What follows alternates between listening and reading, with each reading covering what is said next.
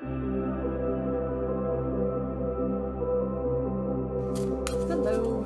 If this is your first time receiving a reading from me, welcome. And if not, welcome back.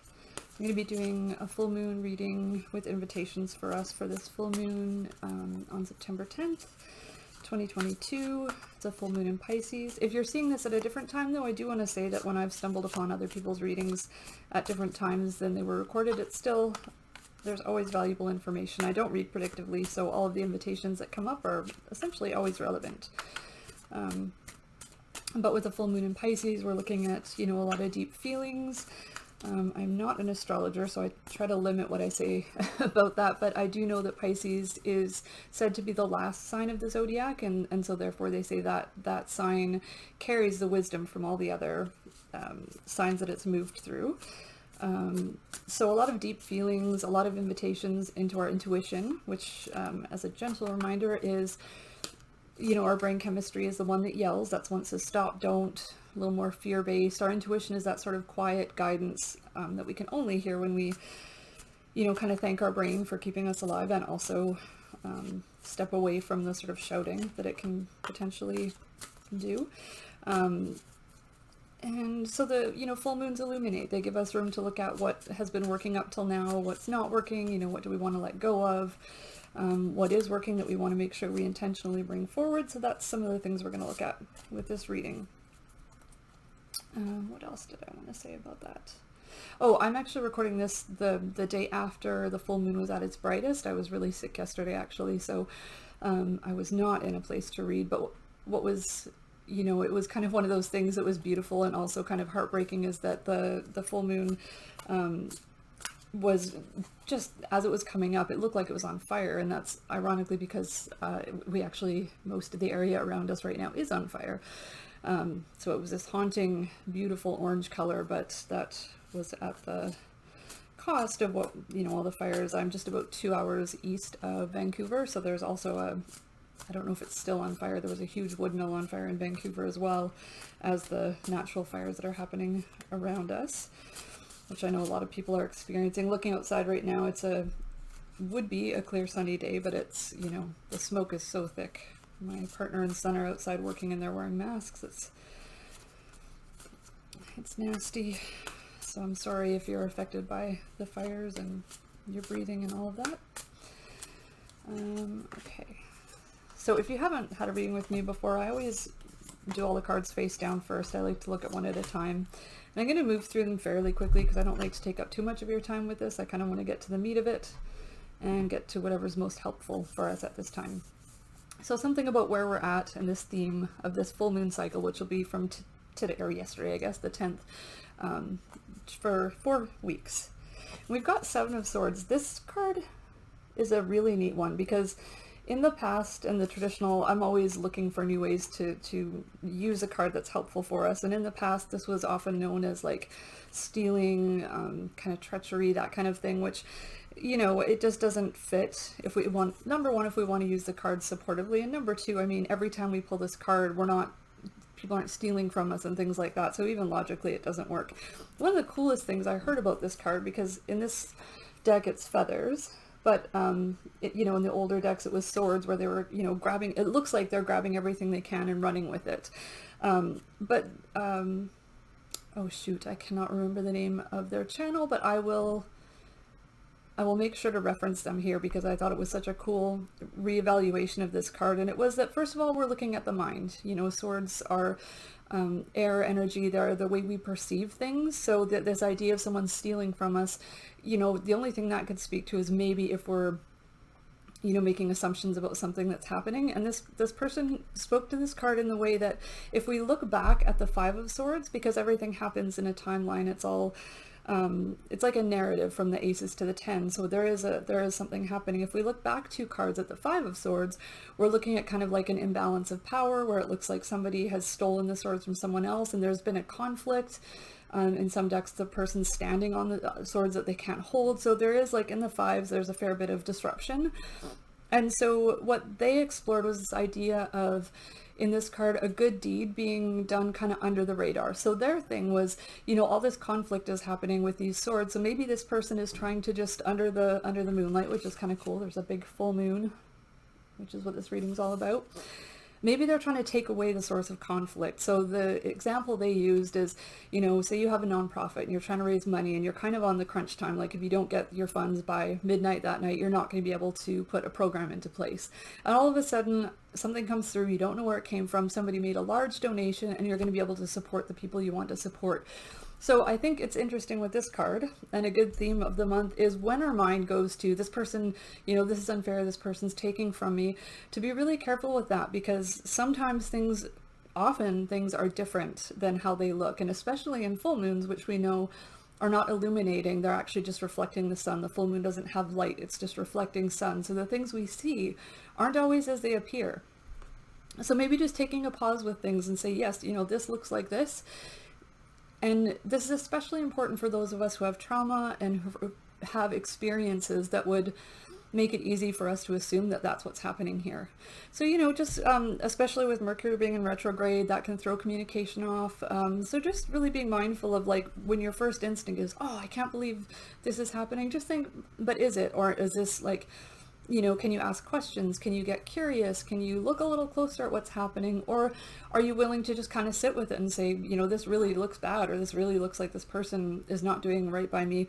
Can I just be comfortable sitting with that and, asking some questions and watching how it plays out rather than being reactive? And sevens are kind of a number of keeping the faith. So if it's somebody, especially if it's someone you care about and you don't want to damage the relationship, just taking a pause and thinking, would history support that this person means me any harm? Or does history show me this person really cares about me and this could very easily be a misunderstanding? So that's kind of a cool theme for this month.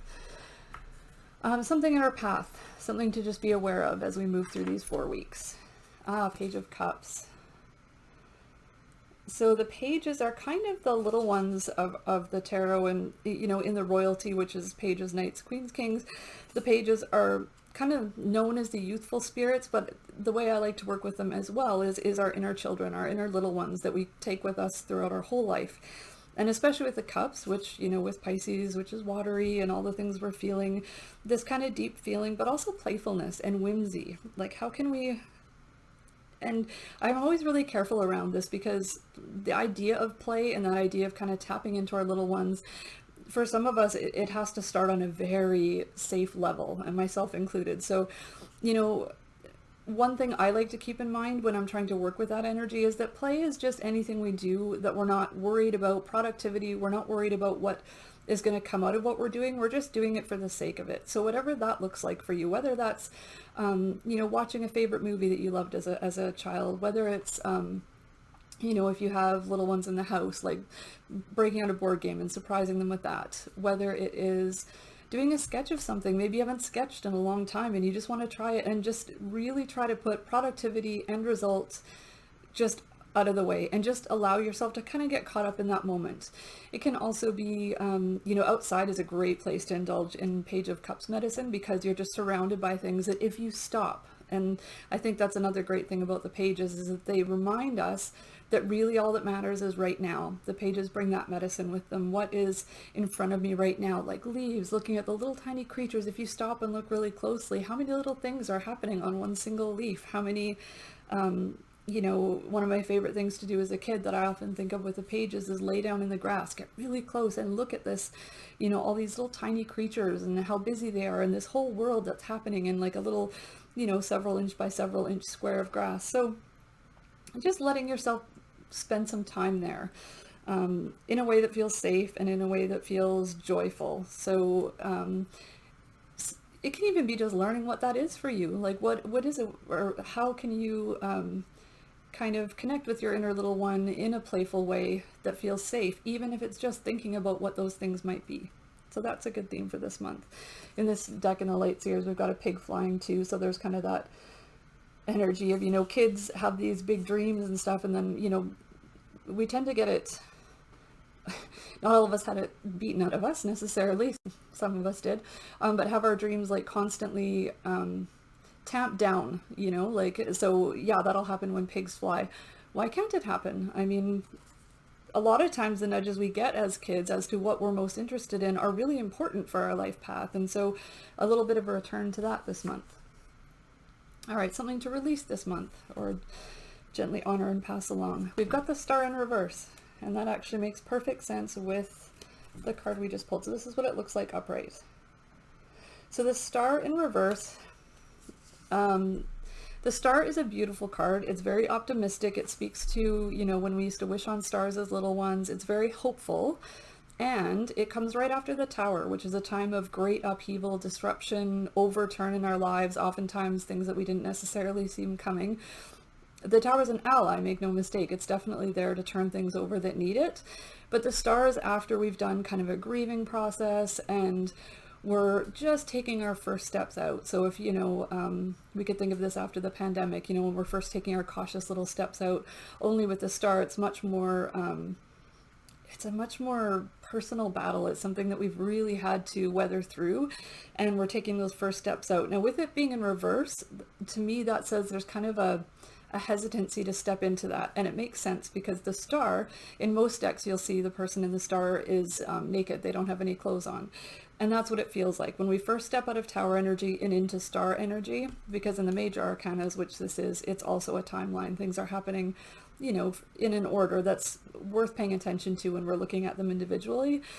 And so a lot of us can kind of get stuck. We're ready to move out of the Tower, but this idea of stepping into the world kind of unclothed, vulnerable, you know, really just letting people see where we're at can be, you know, terrifying. So we can tend to spend a lot of time on that doorway, or however you want to look on it, that chasm between going through what we have in the Tower and being ready to kind of put ourselves out there. It could be after the end of a relationship that's kind of left us feeling like we're really gun shy, that kind of thing. And so something to let go of would just be the fear around it. Like, just kind of, nothing has to be outside of our own time. We never want to pressure ourselves to do things before we're ready, but we do want to pay attention to where we're getting stagnant and where we're really holding on tight to, you know, some of us can get comfortable in the chaos. That's the thing about trauma that a lot of us take forward, is that when things are really good or something looks like it's about to get really good, it can actually scare the shit out of us, because anything good always comes with the threat of it being taken away. Whereas when we're in chaos, when we're in overturn, we kind of, there's not that fear of losing it, because, you know, it's not something that's necessarily great to be in.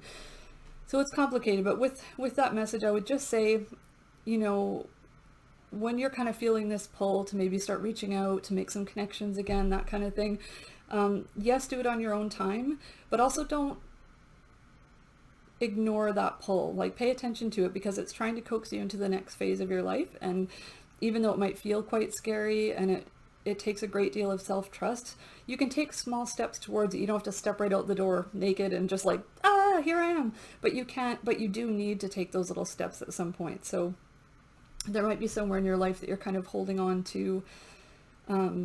You're almost standing in like a foundation that's been leveled, and, you know, it kind of prevents the rebuilding, if that makes sense. So yeah, just don't try to keep your fear in balance. The next card is sort of what's happening around us, where the Seven of Swords is where we are right now. We're kind of maybe feeling a bit of mistrust. This is something happening around us. Ten of Swords.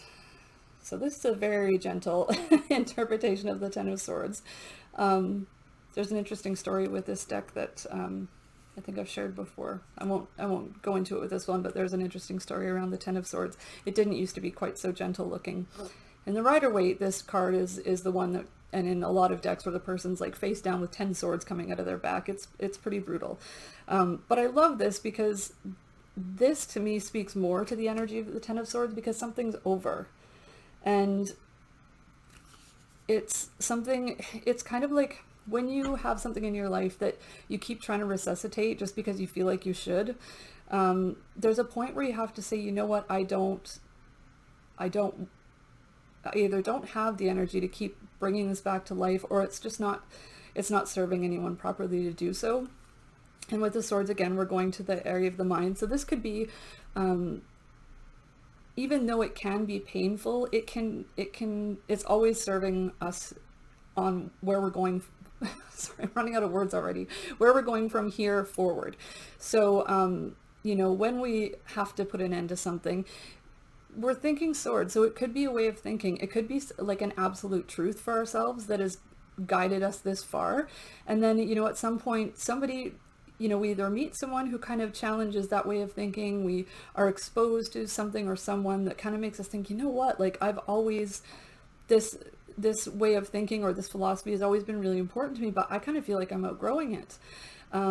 You know, it can be a religious path. There's so many ways that this can show up. And yes, it can feel quite painful to finally decide that, you know what, this is not something that I want to bring forward.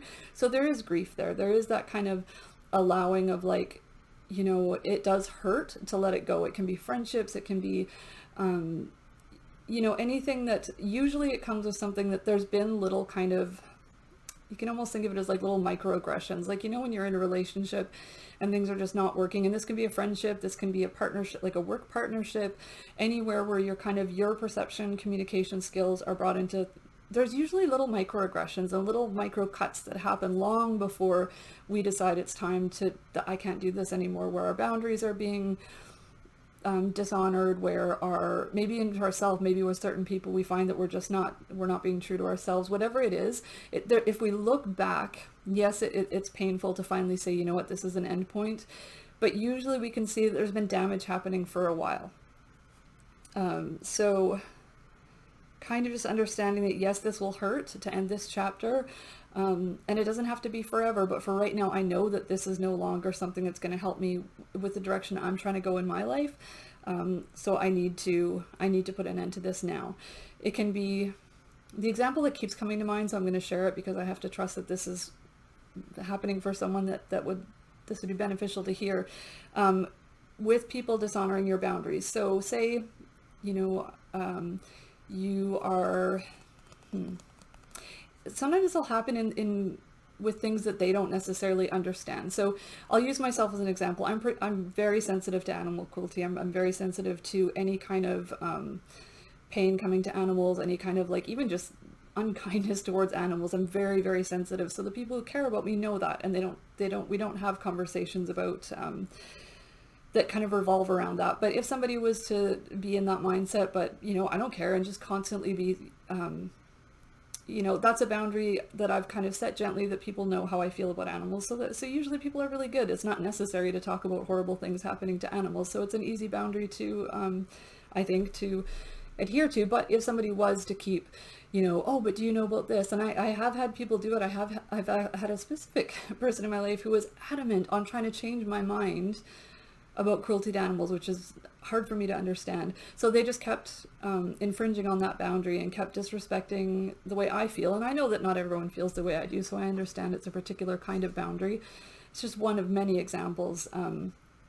Or if you are, you know, say you used to smoke cigarettes and you're, you know, you've quit and you have a really hard time watching people smoke. You could say, I don't know if that's the best example. I'll let it go there because I'm getting rambly, but essentially any time that you have made it clear that something really bothers you, someone who cares about you doesn't need to understand why it bothers you. If somebody truly cares about you and things that make you uncomfortable, they're just going to roll with it. They're going to remind themselves, and yes, they may mess up like we all do, but there's a difference between accidentally saying something and being like, oh, I'm so sorry, I forgot, or whatever, than being adamantly insistent on pushing those boundaries for you. So usually the Ten of Swords, you've got a pretty good idea. Like there's not a lot of, it's not a terribly abstract thing. You'll kind of have a really good gut knowing, and yes, it will still sting to say, I just can't with this anymore. But it will be, as you walk away, you'll just feel this, like, very much like you see in this image, like just this lightness, like, whew. And I like to, after I've been through Ten of Swords energy, wind is a beautiful way to move that kind of out of you. So if you have access to wind, something to keep in mind going forward. So where we're kind of releasing that resistance to fear in the Star card, this is something to kind of embrace and move towards. Oh, yay! We've got the sun. That is so cool to have the two kind of, I mean, I say the most positive, but I also know that every card has shadow and pain. But the sun and the star on opposite sides this month are actually really powerful. So the sun is known as like a return to vitality. It's also numerologically, because you're doing 9 plus 1, which is 10. You know, we could look at that as an ending or a beginning, because 10 breaks down to 1, which is like the magician and the beginning. A return to vibrance, a return to seeing things really clearly. So coming through this moon phase, we might really start to find things illuminated that have been kind of vague or murky before. I think it really ties into that 10 of Swords, that to invite this energy, and we have to look at what needs to end in order to be able to see things clearly. That's a really powerful couple of cards there. So we can, you know, tend to feel like more embodied with ourselves, shine brighter.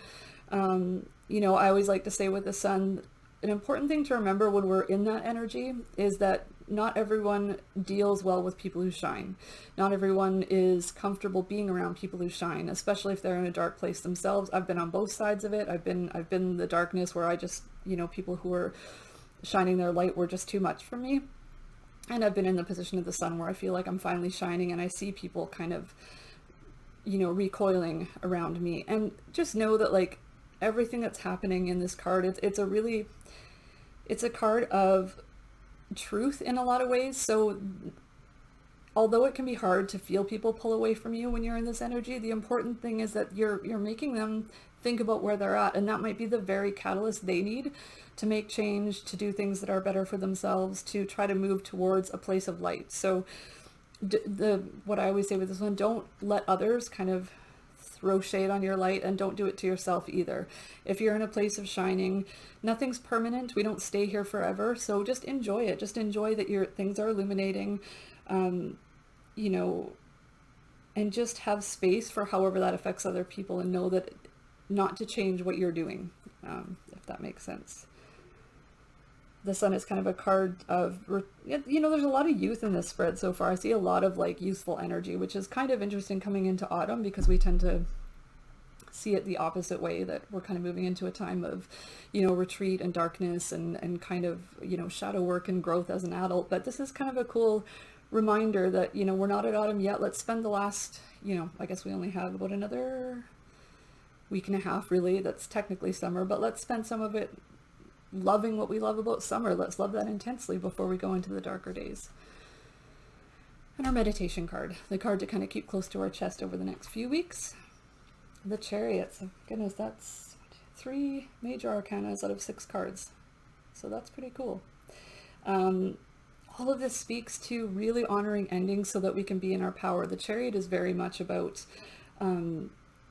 taking the ropes, kind of. Oftentimes, it will be a pulling together of 2 opposing forces, and that can be external. It can be when you have to like rein people you love together so you can all work together, or in a workplace. But most importantly, I think this card has to do with us and our light and dark selves, and just understanding that as long as we keep them in balance, and as long as we give them both the space and the attention that they deserve, it will be in balance. We can bring them together, and our darkness can be what helps us find our empathy, and the lightness can be what helps us kind of keep our vitality as we help people, if you are in a place of service. But really equally, you know, when we don't do that, then both of our halves are trying to run in opposite directions, and it can feel like it's quite literally tearing us apart. Whereas when we can bring that together, and often this is the work we have to do before we can, you know, if we are in a situation where we feel like we have to pull 2 opposing forces together externally in our life, this work has to be done first for us to be able to offer that to other people. So honoring that, like, there's days where, you know, I have mental health issues and things like that. So I know that there's days where I'm going to be leveled, and I'm going to be in a pretty murky place. And I know there's days where I'm going to be okay. And that there's always kind of a, you know, there's importance in both of those. I learn something every time I'm in the depths, and I have to like maintain, or, you know, I get by on the bare minimum, like, and then there's days where I you know, I feel quite capable, and both of those states are actually really important for my work, for myself. And, you know, so this bringing together is just a reminder to honor both of those, especially as we get into the darker days. If you are affected by less daylight hours, kind of finding, so how do you let a bit of light in when you're in the really dark places, and how do you remember some of the important things about being in the dark when you're in the light. So that's how we really stand in our power, because then we're not shaming ourselves for when we're in a really bad place. We're not like feeling guilt, shame, all those things that can be heaped on us when we're struggling. And we're not also getting too in our ego when we're doing well. Like, it can be easy to kind of get aloof and think like, if we're not careful, our ego can make it so that we don't look with kindness at people who are in a really bad place. It can help us forget how people come into addiction, how people come into self-harm and that kind of thing. Whereas if we remember when we're there, if we take that with us when we're trying to help, then that's how we help from our heart and from a good place, rather than from wanting to fix things, which is in our brain. And it's another 7, so we're kind of, our whole reading was framed by 7s. We started out internally with 7, and then our meditation card ended on 7. So all just a reminder that to trust what's happening. 7 is often, they say, the number of like keeping the faith. Because of religious trauma, I struggle sometimes with the word faith. So I like to think of it as just self-trust, like trusting the process, trusting what's happening within us, outside of us, and just really being at peace with as much as possible with both things. And that's not to say that I can do that, but it's a good reminder to me to try my best to be at peace with all of the states that we go through, the dark, the light, the in-between, where it's just kind of meh, and we're not very inspired. But I think that's about all I wanted to say about that. It's a really powerful, holy smokes. This is why I am glad I did this, even though I was feeling a bit rough today, because that's a lot of intention to take in the next 4 weeks. So I hope that was helpful. If you want to follow my work, or the things that I'm doing, my offerings, that kind of thing, I'll try to remember to put links for that underneath. In the meantime, I look forward to chatting with you again in 4 weeks if I don't talk to you before then. Have a great lunar cycle and take care. Bye for now.